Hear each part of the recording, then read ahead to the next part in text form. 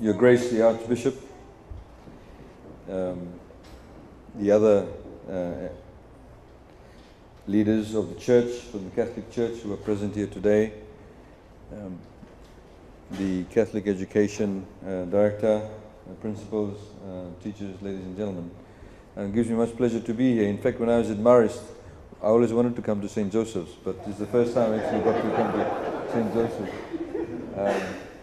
It's wonderful to be here. In fact, I attended 3 Catholic schools. In fact, I went to St. Joan of Arc in Sigatoka, followed the family tradition because all of my mum's brothers and sisters, there are 13 of them, they all went to St. Joan of Arc. And I went there for about 6 months. And then I was at Marist Silver Street for class 7 and 8, and I went off to Marist Brothers High School. It's interesting that how much of an influence your high school in particular can have on your life, in particular long after you leave that school. And the Marist Brothers themselves, and of course the education we received at Marist Brothers High School till today resonates with me. You may have heard that recently in Parliament also I've quoted a couple of times Brother Eugene. Those of you may know Brother Eugene Flahati, who is very, very close to me. In fact, he took me for training for a number of the oratory contests. And till today he has left a deep impression on me.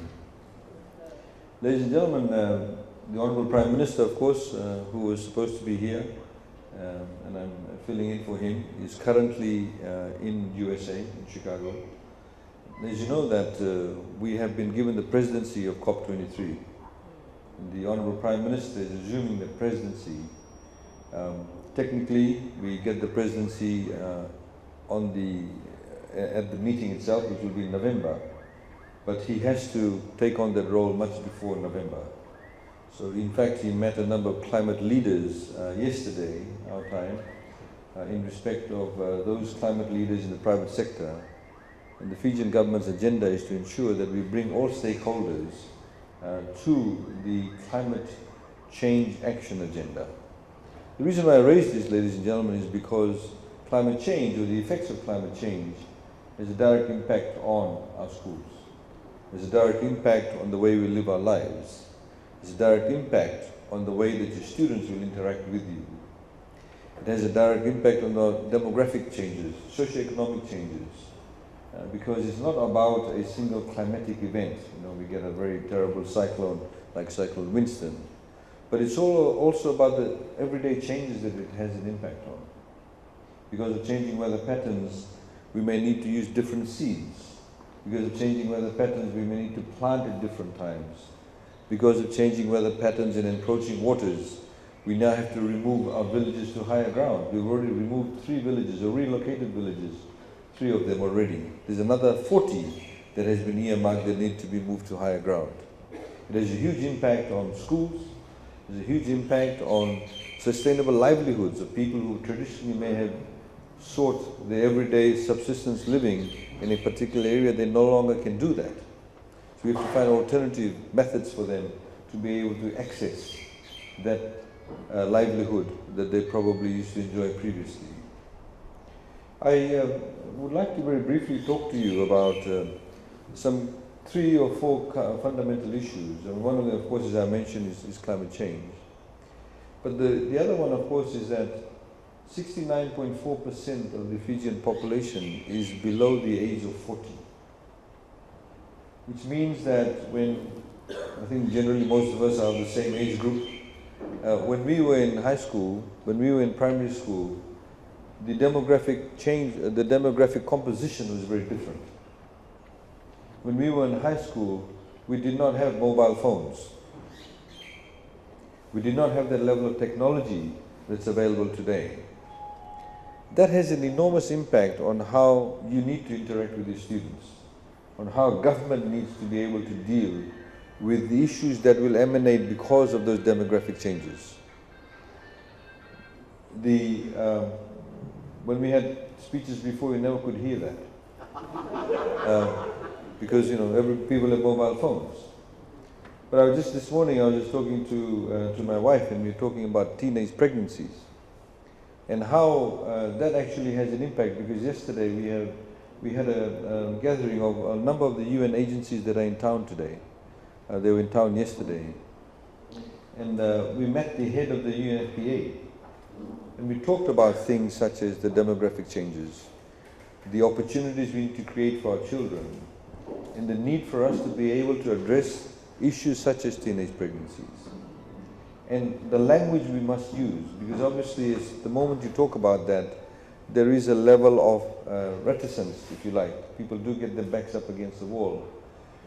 But if we're able to talk about those issues from a sense of empowerment, if we're able to talk to our children and say to them that they must have control over their bodies as individuals, if we talk to them that their body is a sense of empowerment for them to do better in life later on, that if they plan their lives, if they have children at the right age, they'll be able to not only provide support for the child a lot better, but they'll be able to get support from their family a lot better. That they will be able to have high levels of income. These are the kind of language that we must be able to use to engage with our children. Because these are some of the realities that we need to be able to talk about. It is very, very critical. And this is why as government, we are providing, of course, as you know, we have got free education now, from early childhood all the way up to year 13. We also provide opportunities now where people get scholarships. And a lot of people, for example, do not necessarily understand this, but the scholarships, we have two sets. One of them, of course, is the fully paid scholarship, which is what we call the 600 toppers. There's actually now technically the 630 toppers. Between government and Fiji National Provident Fund. With another 30 positions. And you will also see that we have, most of the scholarships are skewed towards science-based subjects. So we in Fiji need town planners, foresters, marine scientists. We need land valuers. We need nurses. We need doctors. We need teachers. We need engineers. We need speech therapists. We need psychologists. I'm sure most of you in your school, you need a lot of professional counselors. There's a huge shortage of that. Huge shortage of well-trained counselors. That's where the entire scholarship focus has been. Yes, we do give scholarships for people who may do accounting and economics, which is the more traditional and more sort of subject areas that people find a lot more convenient. And parents sometimes actually push them towards those areas, or even as lawyers.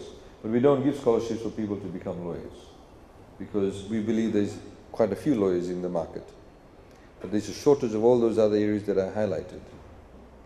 So last year we actually increased it to 630. We have, as you know, and there's another area that I'm talking to you about, also the budget consultations. Last year we started engaging with high school students.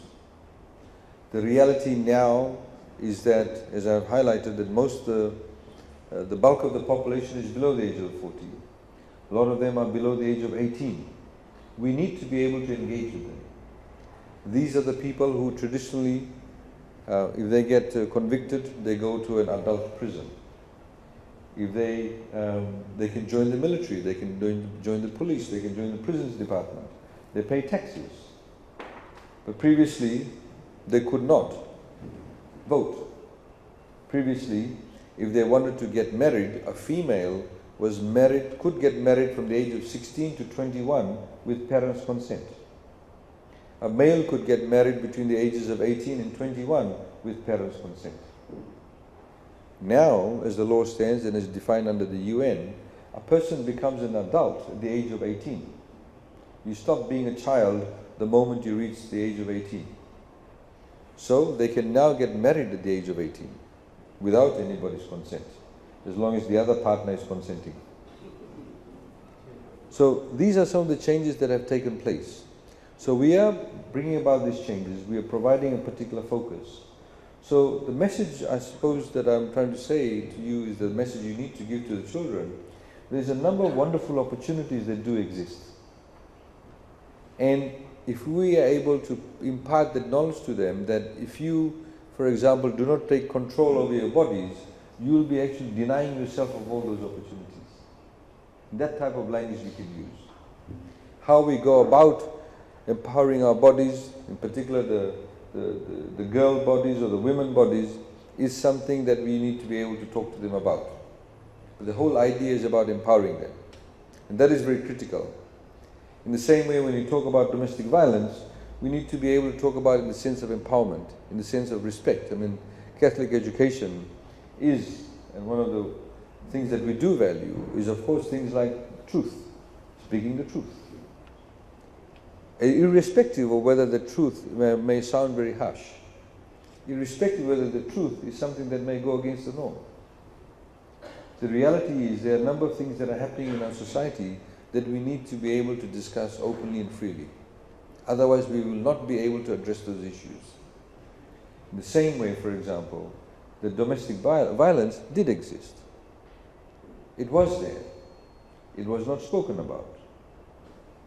When we provided the legal environment for it, the Domestic Violence Act, a lot more people came forward and people started saying, well, there's been an increase in domestic violence. But in fact, it's simply now more people are reporting it because people feel a lot safer. Before it was what you call a reconcilable offense. But those things don't happen anymore. So people are now coming more to the fore, so we're providing the space for it. In the same way, I think, the other issue that we have been, of course, taught is compassion. Going to Morris Brothers High School, we were taught a different sense of compassion. We were taught about giving that love, that respect to anybody, irrespective of whoever they are. I mean, that's what the Morris Brothers taught us. Most definitely, that's what they taught us. So that, I think, needs to be imbibed into the children, into the students. The sense of social justice flows into that. And as you know, if you look at Catholic philosophy throughout the world, you have the different aspects of it. You have in South America how they dealt with the poverty issues in South America. The Catholic Church got very deeply involved in that, the sense of providing the social justice. Father Turney and I, of course, in 1988, were locked up together at Central Police Station for, I think, 24 hours. And that was also, of course, because of a particular philosophy we all agreed on. I had never met him before that. But we all gathered together at Sukuna Park on that day because there was a particular affinity we have in terms of how we thought together. Again, it's the holistic approach to education. So the things that I'm talking to you about is a holistic approach to education. The reality is that most children, for example, today have mobile phones. Their ability to connect with each other, whether for the right reasons or the wrong reasons, is actually a lot more enhanced today. How we deal with that, how you deal with that as educators, as teachers, is something that we must very much take on board. We cannot bury our heads in the sand. Because if we do, then we are creating a much bigger disconnectivity, in particular as teachers. We have to admit, ladies and gentlemen, I have to always admire, and I've said this publicly, teachers who actually teach us. Because you actually have a great sense of responsibility, or in fact, you are the ones who actually shape a lot of people's minds and attitudes and lives, not just for now, but also for the future. And I think sometimes there's a major shift from the responsibility from the parents to you. And I think the message also is that we must be able to work with the communities, because I think some parents tend to pass that responsibility of theirs on to you. And that, I think, is not necessarily very fair, because as we've seen recently in the media, some schools have had some disciplinary issues. And I think a lot of it is to do with the fact that that sense of responsibility, or that responsibility, has been shifted on to the teachers in some areas where it should not be. You cannot do it alone, and therefore, as part of the overall the Catholic education system, I would suggest that they work very closely with the communities in which you have your schools in. Because we have seen, we have a lot more younger parents. We have parents who may be in their late 30s, who may have a 12, 14, 15-year-old child. They may be themselves engaged in social activities in the evenings. because they're still relatively young. So when they're engaged in those social responsibilities, who is actually looking after the children? And of course the teachers cannot be doing that. So I think it's that ability to be able to communicate and to be able to talk to them and to be able to say, look, you cannot expect your child to do well if certain areas of learning and value adding and also principles and values in life need to also be taught by you. I think that is very, very important. Ladies and gentlemen, I also would like to highlight that government, of course, is very keen to work with all the respective organizations, all the faith-based organizations, to be able to ensure that that service delivery from the schools is actually delivered in a proper manner. You are given the right tools, you're given the right level of financing to be able to deliver that education facility, that education curriculum, and also that educational environment for our students. Because as you've seen, we have invested tens of millions of dollars into our children. As I was mentioning earlier on, the other scholarship is of course TELS. TELS is a tertiary education loan scheme. If a child does not get one of those scholarships, the 630 scholarships, and they get a place in the university, but they cannot afford to pay the fees, we actually pay it for them. Now that comes by way of TELS, as the name suggests, is tertiary education loan scheme. That comes by way of a loan. The maximum interest rate payable is 1.5%. So those people, those children or those students who actually come from lower socioeconomic background, they actually don't pay any interest at all. As a result of that, today we nearly have about 15,000 students in Fiji on a yearly basis that are being assisted by government, either through the scholarship scheme or through the tertiary education loan scheme, or those students who are still on the old scholarships that are still yet to complete, you know, the Itauke scholarships, the multi-ethnic scholarships, and the PSC scholarships. Now, they of course will finish off, but the number of students that will be assisted will continuously increase. So we are now seeing people, I mean, I met this young man the other day actually. I went to the gym, I'm trying to lose weight, and he's from USP. He comes and I said, what are you doing? He said, I'm doing statistics. And he came from one of the upper reaches villages up in Namosi. And he said, if I did not get TELS, I would not be at university today. And that's a hardcore fact. And he will very soon, as soon as he starts working, once you start working, only then you repay the loan, and it's paid over a period of time, it's stretched out. You will read articles, and please do so, in countries like USA and other countries where they do provide a student loan scheme. People are burdened with enormous interest rates. Some of them are paying it 20, 30 years down the track. In our scheme, it's actually quite good. Its maximum is 1.5%, if that. But it's a progressive payment of the loans that you do take out. So we are providing that environment. We need to be able to have the input from the high school students to be able to take advantage of that opportunity that we are giving. I would again very simply say, ladies and gentlemen, is that issues such as the truth, such as compassion, are values that really must be taught to the students. I most certainly am the beneficiary of that. You know, the fact that we are able to focus on the truth, the fact that we are able to say the truth without being scared of what the truth may actually mean for others. I think that's very, very important. And in this day and age, given the whole flurry of information, and a lot of the information that you get on the internet is not necessarily positive, is not necessarily factual. We have something like over 450,000 Facebook users. You will find that a lot of them are your students. You will find that, I mean, I sort of got exposed to this by some relatives. You know, they say, okay, I'm now going to the toilet. I'll be back in 5 minutes. This is the level of information sharing that is taking place. If we are able to turn that information sharing into something very positive, like, what do you think of question 12? That'll be a lot better.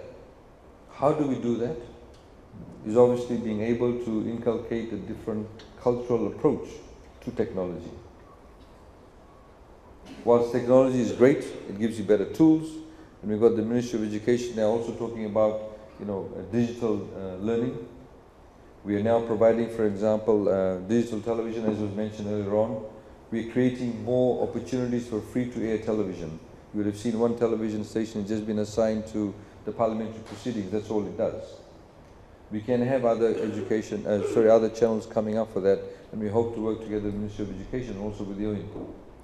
So, ladies and gentlemen, I don't want to talk for too long, but essentially I wanted to just highlight some of the key issues that you may probably discuss today and in the days to follow, as to how you can actually address those issues, how we are able to develop not just that sense of getting used to the technology, but also the values that must remain fundamental irrespective of the change in technology. Things like compassion is very, very important. To feel a sense of compassion, whether you're a civil servant and knowing that somebody is standing in the line and waiting, but you actually still are on the phone talking to a friend of yours. It's a very basic thing.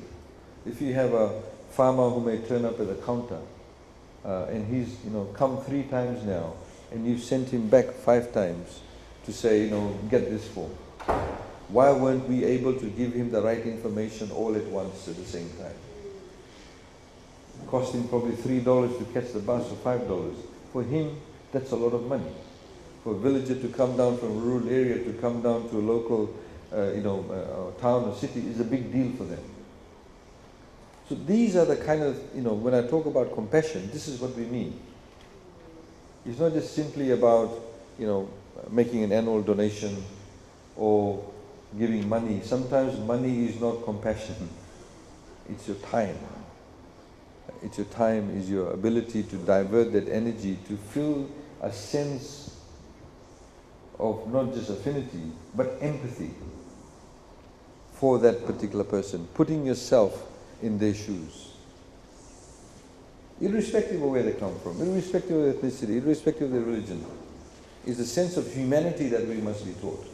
And that is very, very important, ladies and gentlemen. I think there is no doubt that the education system in Fiji, for a very long period of time, had not actually changed, significantly, nor were there any significant reforms.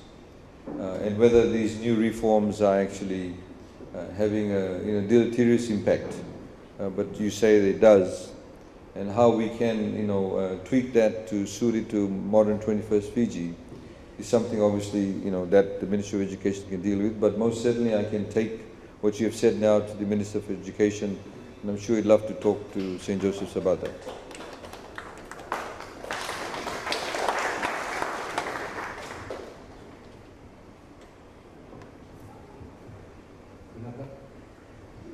Sister? Anyone else? Another sister. Married sister. Thank you. Just to add on to what Sister said, being a retired school teacher and back into school now, I found there's a lot of paperwork, no proper teaching done. Just the teachers are tired with all the files to be filled. I feel like talking to those in the ministry and tell them, do something about it. Thank you, sir. Thank you.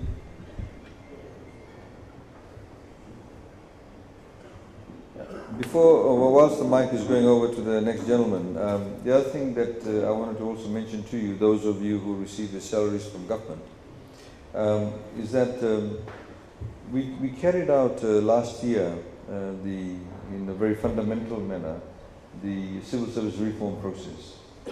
One of the issues that we did look at, of course, was remuneration. The salaries that teachers get, but all civil servants get. And generally what you tend to do is, like in all countries, when they look at salaries, they tend to benchmark it against other sectors within the country. So what they did was we brought in experts from Australia, actually, they're called Adam Smith Consultants. They came in and they compared the salaries that a civil servant gets and a non-civil servant gets. Of course, areas such as teaching, it's slightly more difficult to compare. There's not many people who are completely in the private school education system. So there's very few schools. I think there's only about 11 or 12 schools where the teachers aren't actually paid by government at all. They're purely private. So even though, for example, you have faith-based schools like the Catholic education system, the Sanatan Dharam Sabha and Muslim League and Methodist schools, even though they are run by those faith-based organizations, the teacher's salary is actually paid by government. So it was a bit slightly difficult to compare, but nonetheless a comparison was done. And one of the things that we did find is that at the intake level, generally as a rule, at the intake level, if you're as a graduate or a recruit in the civil service, if you compare the salary of a civil servant to somebody in the private sector, the civil servant is a lot higher. But as the years went by, if this is the civil servant and this is the private sector, it kind of went like this. So as the years went by, the private sector person caught up and even went past. Whereas the civil servant actually, they either remained stagnant or they kind of dipped. So the higher you went, less opportunity for you to get higher sort of salaries. But also there weren't proper mechanisms in place to be able to assess your salary levels. So it was very interesting. We had that study came out, and we made a decision in cabinet that civil service salary evaluation must not be a one-off. It must be continuous. You see, because any responsible employer will constantly look at the demand and supply. So if, for example, there's a shortage of economists in the market, there's obviously a lot more pressure to hire economists. So the salary scales need to go up. In the same way, for example, with teachers, like a lot of the head teacher or principal positions, vice principal positions, because there were not many comparators you could actually do the assessment with, they looked at the salaries for university lecturers, university tutors, and compared that with those of the high school teachers or principals and how much they were getting. And again, you could see that the people in the high school system were getting not as much as they should be. So we did that study, and then we now have started the actual evaluation of each of the different categories of the profession and within the profession. So that started, and we hope to have it completed by July of this year. It was interesting because the Fiji Public Service Association, the Fijian Teachers Association, and the Fiji Teachers Union, and a couple of the other public sector trade unions, they came and spoke to us, and they said, why don't you give us last year, why don't you give us a 15% pay raise? And we said no, because we're carrying out this exercise. Then they sort of started haggling and said, why don't you give us 10 or 5%? We said, that kind of defeats the purpose. Because if we do a proper assessment of it, who knows, you might actually get a 25% pay rise. Because we recognize the fact we need to fix up the base. At the moment, the base is not correct. If you fix up the base, and then you have a constant evaluation, maybe every 2 years, then you're able to do proper assessment of it. The other issue, of course, is to recognize specialities. There may be, for example, teachers, the specialities, and also the burden of the onus that's put on you. I'll give you a case in point. We have a former Fijian, ex-Marist also, Dr. Vijay Kapadia, who's actually a heart surgeon. He left Fiji, I think, in the 1980s. And very famous. He's now come and used his own resources and set up what they call a cath lab at CWM. He's been doing it for the past 3-4 years. Essentially where they can check whether your heart is blocked or not. So they put a wire through your arm. I forget the technical name for it. They put a wire through your arm, all the way through here, comes into your heart, and they look at it. So if your artery is like this, it's supposed to be like this, but if it's like that, that's what you call a heart blockage. If it completely closes, it's a complete blockage. So if it's closed, if it's sort of half open, through that wire, they actually take this little thing like a 4x2, I call it. They call it a stent. And they put the stent and hold up the walls like that. And the blood flows through it. And that stent is something that, the blood can actually go through it. but it holds up the walls, technically, of your artery. Now, there are others, what they call, they can put pacemakers, and they can also, what they call, they blow the blockages out. Now, the nurses who actually have trained with him, he said to me that these nurses can be hired anywhere, any hospital in Washington, in London, Singapore, wherever it can be. They are so good. But the salary structure, because she may be, say, a senior nurse or a nurse, but she specialized in this area, her salary is the same as the nurse who's putting Band-Aid in the outpatient's room, outpatient's ward. Somebody's got a cut wound, they put the Band-Aid on. Because the system, for decades, did not allow for the recognition of that specialization. It's in the same way when you work in a bank, if you're a teller, you may be 5 years a teller, but you may be 3 years out and you may be dealing in foreign exchange, locked in a room, buying and selling foreign currency for the same bank. You'll get paid a lot more money. Because you make a mistake, the bank can lose hundreds of thousands of dollars. The teller makes a mistake, could be 5 cents out. So in the same way, these nurses who are doing this job should be recognized for the actual skill set that they bring. They make a mistake, your artery closes, you might die. The lady who's putting the Band-Aid, she misses the wound, okay, you may use another Band-Aid and cover up the wound. The risk factor is very low. So accordingly, your salaries need to be paid in that fashion. In the same way, for example, you may have different schools. The risk factor for a principal or vice principal is very different to a small size school, to a rural school. There are different issues that affect them. So we should be able to have a salary structure that is able to recognize those differences. That's very important. The moment we don't, when you get graded to the next level up, then you have, they always plug you at the bottom end of the pay grade. And it's very hard to move. So everybody's looking for a promotion. That's the only way you can get a pay rise.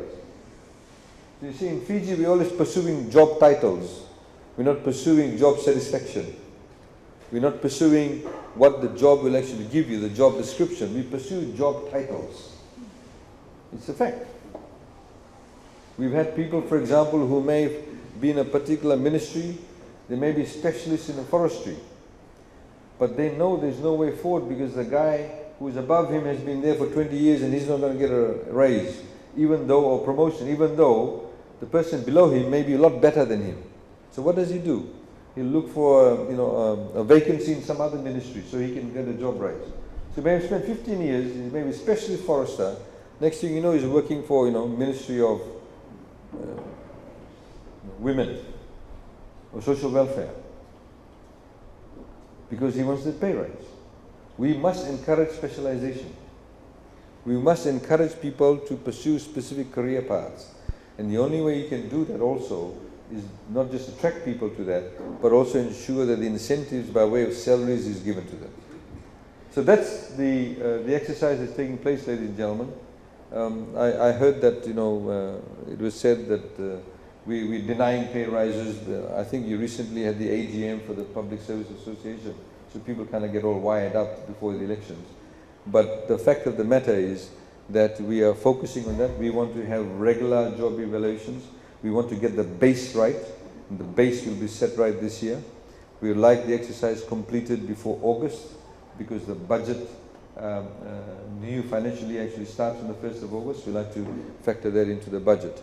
One point that I forgot to mention talking about the budget, please encourage your students to come to the budget consultations. You'll see in the newspaper, in the Fiji Sun, we've advertised. We are going to every single urban center in Fiji, and we expect people in those areas, the schools in that area, to come to it.